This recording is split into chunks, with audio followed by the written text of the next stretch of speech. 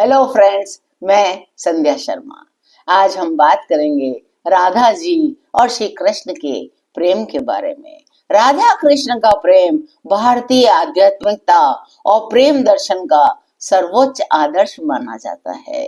यह सिर्फ एक रोमांटिक या भौतिक प्रेम की कहानी नहीं है, बल्कि आत्मा जो कि राधा है और परमात्मा जो कि श्री कृष्ण है, उनके मिलन का एक गहरा प्रतीक है। उनका प्रेम भौतिक या सांसारिक सीमाओं से परे है। वह वासना या स्वार्थ पर आधारित नहीं है, बल्कि उनका प्रेम पवित्रता, त्याग और पूर्ण समर्पण पर आधारित है। उनका प्रेम जीवात्मा यानी राधा, जो कि हम सब हैं, अपने चरम प्रेम और भक्ति से कैसे परमात्मा यानी श्री कृष्ण उनसे जुड़ सकती है। राधा कृष्ण की परम आह्लादनीय शक्ति है। वह श्री कृष्ण की परम भक्त है।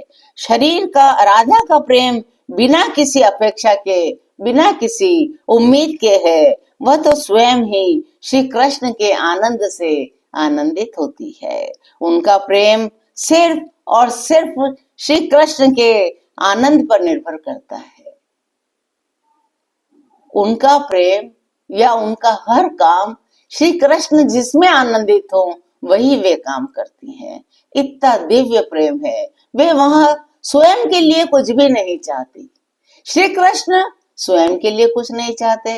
वे जो भी करते हैं श्री राधा की खुशी के लिए करते हैं, श्री राधा के आनंद के लिए करते हैं। और श्री राधा जी वही करती हैं जिसमें श्री कृष्ण को आनंद का अनुभव है। वे अपने लिए कुछ नहीं करती। इतना दिव्य, इतना अलौकिक प्रेम है श्री कृष्ण का और श्री राधा जी का। वे विरह में भी श्री कृष्ण के प्रेम में ओत प्रोत रहती हैं। ये नहीं कि श्री कृष्ण चले गए तो उनका प्रेम भी कम हो गया या खत्म हो गया। वे श्री कृष्ण के वियोग में हो चाहे श्री कृष्ण के साथ में हो, वे हर वक्त श्री कृष्ण के प्रेम में रंगी रहती हैं। श्री कृष्ण के वियोग में भी उनका कृष्ण प्रेम कभी कम नहीं बल्कि और गहरा हो जाता है। इसका अर्थ यह है कि सच्चा प्रेम शारीरिक उपस्थिति पर निर्भर नहीं करता, बल्कि आत्मा के बंधन पर आधारित रहता है। आत्मा का अटूट बंधन ही इस प्रेम की सर्वोच्चता है। कृष्ण भी तब तक अपूर्ण है जब तक राधा उनके साथ नहीं है। राधा कृष्ण के प्रेम पक्ष का प्रतिनिधित्व करती हैं, जबकि श्री कृष्ण लीलाओं का प्रतिनिधित्व करते हैं।